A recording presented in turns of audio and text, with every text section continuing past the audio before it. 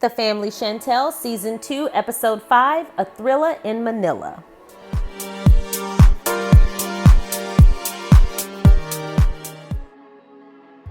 Thank you so much for clicking on my video, and if you're returning, welcome back to my channel. Today we're going to be recapping The Family Chantel Season 2 Episode 5 episode called A Thrilla in Manila.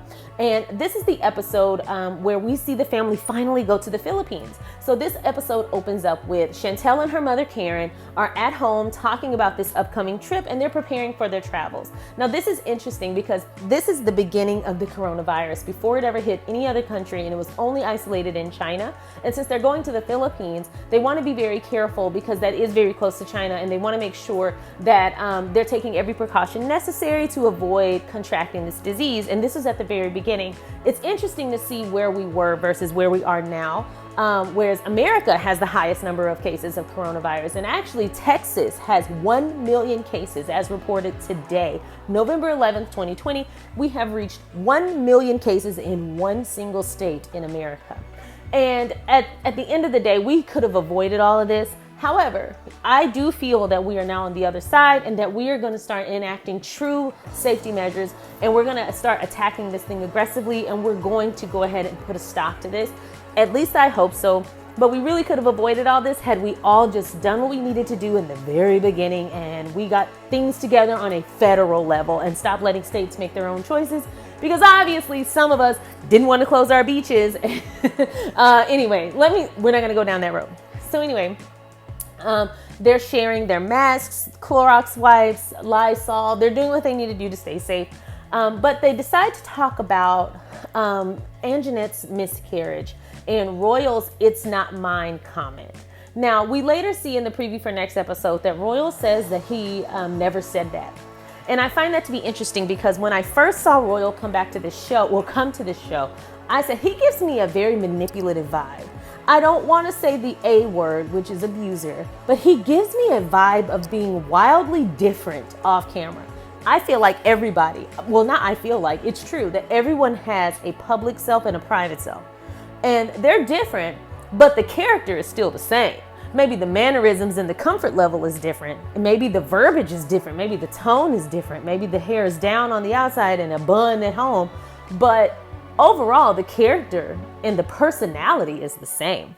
And I get the vibe from Royal that he is privately very different. And I don't think he's very kind.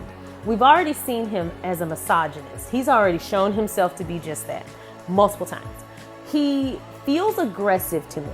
And then watching Anjanette's reactions to him are very interesting. I feel like he's very aggressive with Anjanette in some way, shape, or form, whether that's verbally, we know emotionally he's abusive.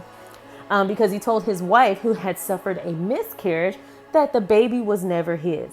If you truly felt that way, Royal, why did you marry her? Why are we doing this? Why did you bring her on the show? If you truly felt that that baby was not yours, you wouldn't be doing all that you're doing now. But instead, you wanted to create doubt, and you wanted to create suspicion so that you would have leverage to continue to control her, because your ultimate goal is to be controlling and dismissive of Anjanette as a human. I'm glad to see that she is pushing back and she's not allowing you to steamroll over her like the big boulder that you are. But it does feel like Royal is using this suspicion of "it's not mine" to abuse Anjanette and to get her to bend to his will and to bully her. Here's the thing. There's this idea that he's been floating around to his family that she was talking to 5 or 6 American guys when they met online. So I also want to point out, he never gave anyone proof of that. He just said he suspected she was cheating. I want to bring up something. Your feelings aren't fact. Feelings aren't fact. Your feelings are only true to you. Perception is reality only to the person perceiving it. So unless you have tangible facts, you should not float around this idea. And unless someone brings you tangible facts, you should take what they say they feel with a grain of salt. If someone is suspicious, fine. You have every right to be suspicious if you want to be. But I won't believe you, and I won't tout your ideas as fact until you show me a reason that is tangible. You show me proof to believe you. And none of this family rides on proof. They all ride on this entitlement and this feeling of superiority, and they feel like they have the right to judge and pick everyone apart. The only one who's not as insufferable is Pedro, because he's coming in with fresh eyes and he's a pretty humble guy. But the rest of the family, even Thomas is pretty cool. But everyone else seems to have this, I have the right to judge you. Even River is extremely obnoxious. But Royal is the worst. Royal is obviously coddled. I mean, his family named him Royal, for God's sake. So it's obvious what kind of upbringing he had. He feels very coddled and very entitled to me. And so for him to go around telling his family that his wife cheated on him, yet he's maintained the marriage, they all need to get over it. Also, I want to point out, let's say the baby isn't his. Let's say that. Let's indulge him for a second. Let's say the baby is not Royal's. So, you're still married. Your wife still suffered a physical miscarriage, a physical trauma, an emotional trauma. And instead of supporting her in the moment when she needed you most, you decided to use your suspicion and abuse her with it. When really what you could have done is support her in that moment, be there for her in that moment, because she still suffered something that took a physical toll and a mental toll and an emotional toll. You should have backed her up and supported her. You definitely shouldn't have shared that with your family if she wasn't ready to. I don't even know why they needed to know that. And when you were ready, y'all could have gone to a therapist and you could have talked about your suspicions and you guys could have sorted out whatever led you to that conclusion and moved on. The fact that you want her to move on from it while just allowing you to mistreat her says a lot about you. And I feel like I was 100% right when I first pegged Royal as an abusive manipulator. He hasn't shown me any different. He's already shown himself to be misogynist. He's now showing himself to be emotionally abusive. What's next? Well, we see a preview of next week, and apparently he doesn't mind getting physical with anyone, not even women. He knocked Winter half across the room so he could get to somebody. What kind of psycho did you put on my TV screen? Anyway, I really wish Chantel and Karen had thought how this would look on TV, but not even just that, from a place of empathy and emotional intelligence. You would have, like a high emotional intelligence, you would have had some sort of empathy that a woman went through a miscarriage. At this moment, screw your brother and his suspicion. Let's get him out of the picture. A woman tells you she suffered a miscarriage. Your first instinct should be to, how can I help you? I'm so sorry you went through that. I'm really sorry to hear that. Offer some sort of emotional connection or some sort of support, not back down or double down on a misogynist suspicion. He's pathetic. Anyway, also I want to get to the point that Chantel says Royal confides in her a lot. Chantel, it's interesting. You can see how it makes you feel when Pedro confides in his sister and then his sister treats you really shitty based on preconceived notions that aren't based on fact, but just based on Pedro's feelings. And then you turn around and do the same thing to your brother's wife. It's almost like when people say hurt people, it's almost like she can't heal from this until she's able to be in the position of the abuser. She's not able to heal from her trauma from her in-laws until she can enact that same trauma on her other in-laws. She wants to be in the position of power. And that's not okay. She wants to play the oppressor before she can fully move on from what happened to her with Lydia and Nicole. I don't like that. Chantel, you should know better. You know how that made you feel. So why would you enact that on Anjanette? Here's the thing. Anjanette's grown as hell, and so is Royal. I don't like that they're acting like she can't talk to guys. When I met my husband, I was going on dates, he was going on dates, and we happened to go on a date with each other. And we were like, you know what? Found it. This is the one. And we both rang the bell and we ran off into the sunset. It's okay to date before you find your mate. It's not like they got married and this woman was still talking to multiple guys. She was talking to guys until they met. And then they shared social media passwords and they moved on together. I guess I don't understand what's the issue. I get what they're trying to say, that she was talking to multiple American guys trying to fish. But perhaps she was just talking to multiple guys who happen to be American. And even if that weren't the case, he still had a choice whether he dated her or not. So he knew what he was dealing with up until the point that he married her. And he thought it was fine. So it's really nobody's business. Next, we go on over to see Nicole and Lydia go out to dinner to celebrate Nicole's graduating college. So good job, Nicole. Also, they toast the fact that she's a graduate, but she makes it a point to mention that she graduated before Chantel. And I find it weird that she is in this long-standing competition with her brother's wife. It feels a little bit incestuous at this point. It's almost like she's obsessed with him in some way and competing with him. And honey, you can't do for him what his wife can do for him. It's not a battle that either of you can win, because you both have very significant roles in his life. And it's weird that you're carrying on in this way. And I'm really glad that Chantel really doesn't pay her any mind. But anyway, it's a very odd situation. And it's also interesting because the way that you are making your money right now by this show is because of your brother's wife, not your brother. So you might want to get over it. It's called The Family Chantel, not The Family Pedro. So anyway, Nicole is also worried about telling her mother about what's going on with Alejandro. And they discuss the fact that Nicole feels that this is a serious relationship. Lydia wants Nicole to find someone who is on her level, because Nicole has graduated college and she's a beauty queen.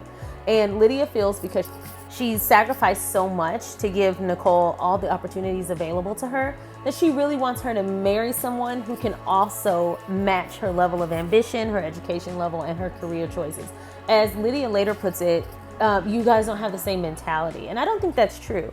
People have different struggles, people have different circumstances, and the way that they choose to go about accomplishing their goals is really their business. It's up to you whether you want to engage them or not, and you want to be with them. That's your choice, but you don't really have a say over whether or not they're ambitious, because you have no idea what barriers they're facing.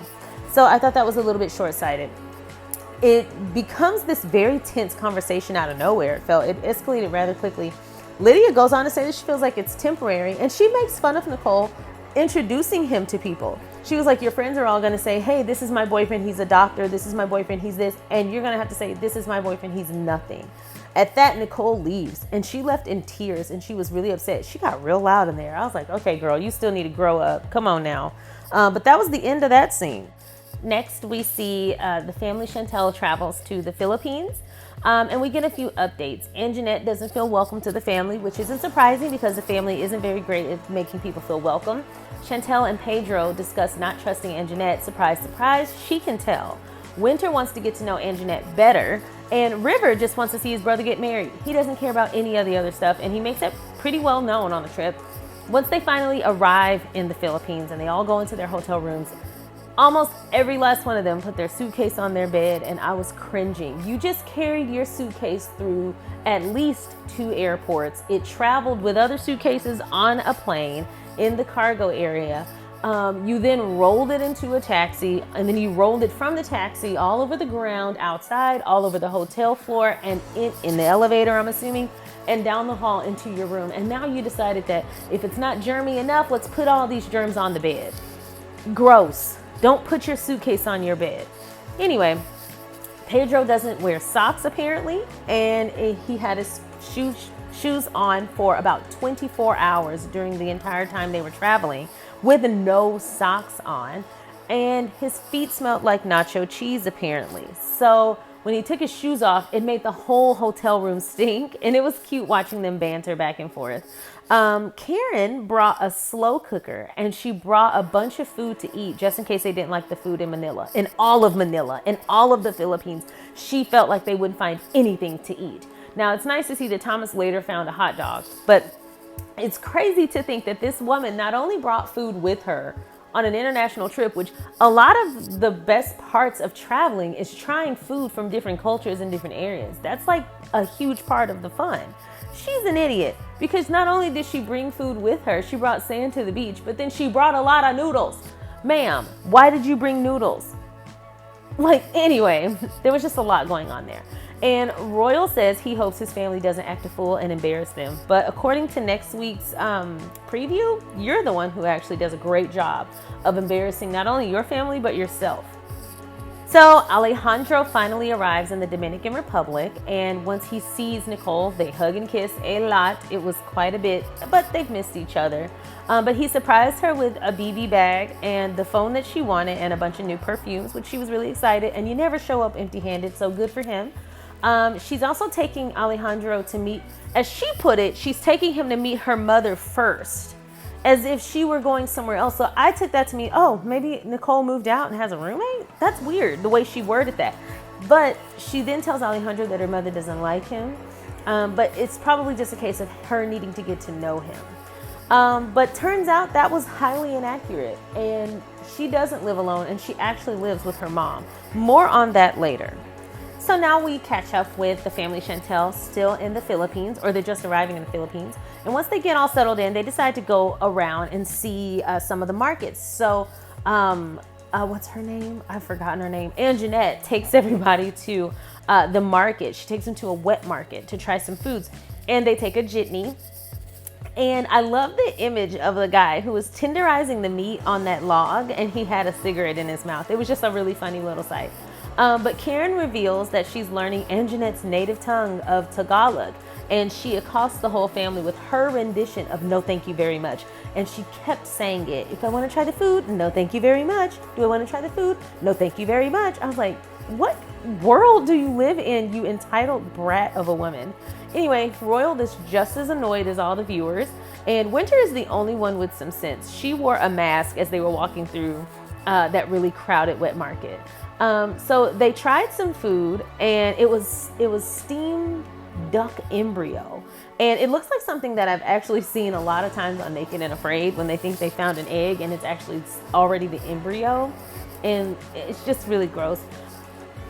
But they go ahead and eat it, and I think it was Royal and Pedro both tried it, and Pedro, he ate his really gross, but it's cool to do things like that, and it helps build a relationship with your family. Pedro's really willing to do the work and to really to come off as a humble guy and to really extend himself to this experience. And I think that's great, and I think that has a lot to do with him being from the DR and being really humble. I don't understand the family Chantel's issue, but the way they acted, it was gross. Here's the thing, if you don't want to try something, don't try it, but you don't have to be rude about it either, making the faces, being really grossed out, making it known. This is these people culture. Like, you have to respect people. I thought it was really gross how they behaved, and the fact that Chantel was holding an egg, just change your mind and put it back in the pot. Like, girl, grow up. Anyway, Anjanette seemed to come alive back at home, which happens to most people when we get back in our environment. But they behaved as if she was doing this really terrible thing, like, oh, she's acting very different when she got back home. This might be the real her. Okay, if the real her is just being more lively and friendly and being more assertive and having a good time, I'll take it. They're looking for a problem where there isn't one with Anjanette. And Karen then randomly, now she's been defending Anjanette to her mother, to her daughter. And then randomly Karen comes out with, I think she's using my son. Girl, bye. Anyway, I'm over these people's delusions. They have enough real drama going on in the show. They don't have to do this weird stuff. So anyway, now we go on over to see the concluding scene with Nicole and Alejandro arriving at Lydia's house to introduce Alejandro to Lydia. This is again Pedro's mother and sister. And here's the thing, when I first saw this scene, their verbiage and the way that it was translated, I couldn't really tell if Nicole was trying to say she was taking Alejandro to see her mother first and then they were going to go to her place, or if he had to meet her mother first before he could stay at her place. This is something that should have been taken care of before he even traveled. And word to the wise, you should always travel and have your own accommodations. Even if you end up hanging out with other people for the majority of the time, always have your own hotel room. I don't care how close you are with someone. I don't even really agree with staying with family if you can avoid it. When you travel, especially out of the country, have your own safe, secure hotel set up and booked and put your stuff there before you go and do activities. And this is a prime reason why you don't want to get trapped at someone's house, because you don't know what you're walking into. You always get a hotel.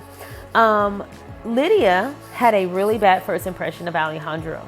She said she could smell his cologne coming up the stairwell before he even arrived, and she is dramatic. There is no way she smelled his cologne. But that's the second person who's mentioned his cologne is extremely strong, so maybe that's just something he needs to work on. But she had a bad impression when she smelled his cologne, she hated his clothes, and his beard was painted. Here's the thing, I actually felt kind of bad for him because it's clear that he takes great pride in his appearance and he feels he looks great. He is 27 years old. He lives in New York City. I thought he looked fine. However, thinking of this as a mom, I probably would have loved to see my daughter, my extremely accomplished daughter's boyfriend who came to meet me, show up in a nice pair of slacks, maybe a button down and a blue blazer. That's just my opinion. Maybe lose the blazer depending on what the setting is, but it would have been nice if he had dressed a little bit more conservatively. But again, you have to be who you are. And if this is who Alejandro is and he's walking and talking in that and he's confident in himself, then fine. Maybe you two just don't mesh. But I do understand how Lydia felt about he was dressed extremely casually to come meet your mom for the first time. But he was dressed in a very fun way. He's on vacation. So it is what it is. I felt like everybody had a right to their own opinion, but I don't necessarily agree with Lydia's opinion. I thought she was really over the top with this. But both Pedro and Nicole said she would be. They both anticipated she would overreact. He then presented Lydia with a new purse and some perfume. And I thought that was Versace perfume. When I saw the box, they didn't show the logo, but it was definitely a Guess purse. And I thought the box was Versace perfume. I could be wrong. But Lydia said the Guess bag was cheap and she's a woman of fine taste. And Nicole feels like she's just ungrateful. And I agree with Nicole. Now, she's not obligated to like the stuff. But to say that she's a woman of fine taste is saying a lot, considering your son is the one who's paying for your home. Like, you're a woman of fine taste, but you can't even afford your place to live. Your son's paying your bills. Girl, bye. Anyway, she ridicules his jobs. He tells her that he's a retail manager for a phone store and a bartender, and he's in school studying business. And she tells him he's a dishwasher. I don't know where that came from. And then she completely disrespected her daughter by telling her to cállate and shut up and be quiet. You don't have a right to speak back to me, and let me talk to him. He can speak for himself. Listen, you have a right to your opinion. And yes, if you feel like he's not good enough for your daughter, you have every right to feel that way. But to be so disrespectful and to be so rude was way over the top, and it showed a lack of character. She just is a gross person. Alejandro defended himself and said, hey, he's a hard worker, and he's in school for business and he's working. And she just felt like she ignored him completely. She said that you're not on her level. You're not in the same mental space. I thought that was weird, considering Nicole is extremely immature. Being in school and having an education does not dictate your maturity level. It doesn't even dictate your mental space. Some people do things because they feel obligated to. And apparently her mother paid for her schooling out of pocket, so she went. For people who don't have that blessing and that privilege, it might not be so easy. So Nicole apparently didn't get permission from her mother to bring her boyfriend there to spend the night. That doesn't make any sense. And it actually is a testament to her lack of maturity, because you don't take anyone to spend the night at anyone else's house without getting their permission. That doesn't make sense. And she set him up for failure. So she is the sole reason why this encounter went as poorly as it did. Her mother is also very immature. So we've already known that, though. And she anticipated her mom would be dramatic. We get it. She don't even know that he's married yet. And at this point, she doesn't need to know.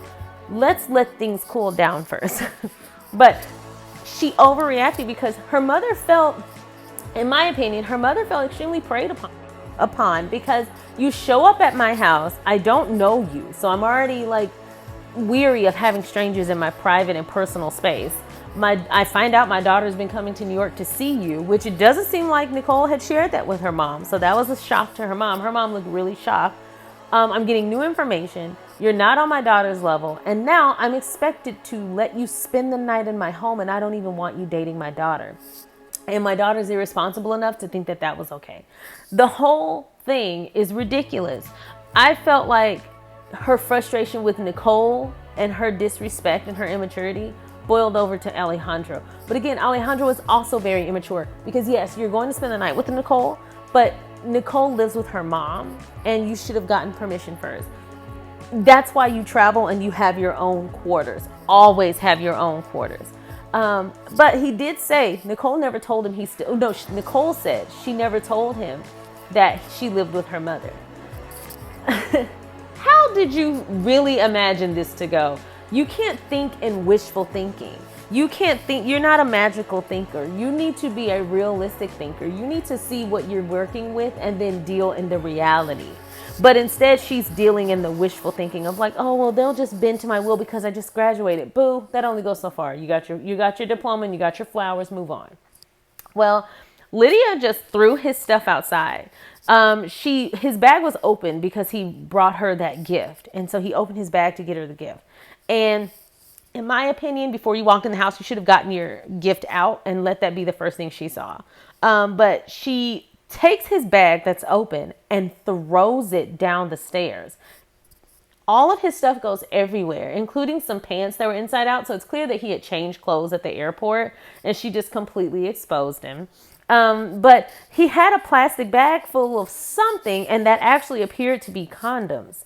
If you go back and look at that last frame, there's a bag on the floor, and it's packed full of these little plastic circles, and it looks like there's just his little, bag of condoms. And she completely exposed him.